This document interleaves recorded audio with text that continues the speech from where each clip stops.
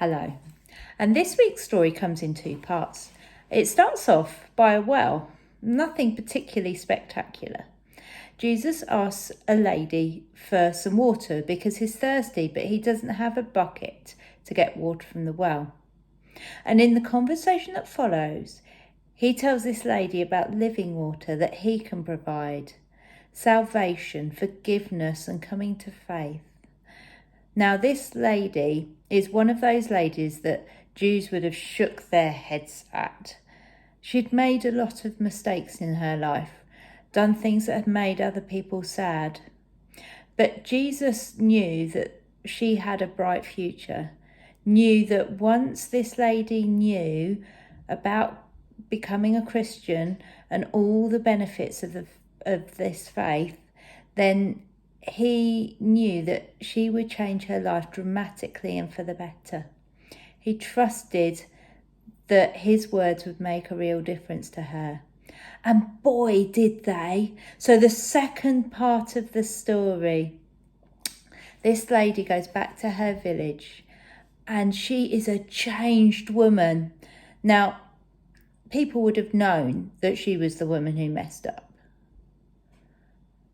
But she changed so dramatically that they stopped what they were doing and they listened and they believed what she said. And they wanted to know more about Christianity too.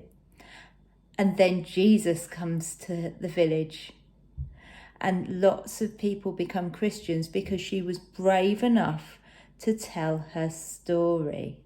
Now, I'd like you to think about telling your story today. So, here we go.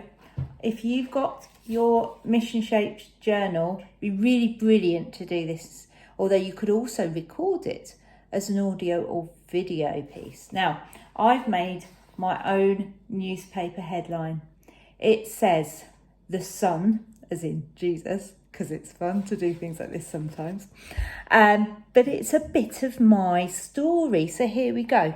Girl who started going to church for extra points at club becomes a Christian. This really happened to me. So I'll read you my opening intro. At her baptism, Chrissy, aged 17, said, "It all started when my friend invited me to campaigners. Then I got competitive and started going to church to earn extra clan points. Before I knew it, I was becoming curious about Jesus. I wanted to know more." And then it says, "Story continues" on page 5. Well, do you know, it would probably take up page 5, 6, 7, 8, 9, 10.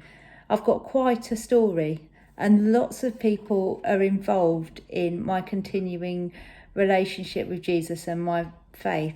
And I have lots of people to say thank you to. They were all brave enough to tell their story. I wonder if you can tell yours this week.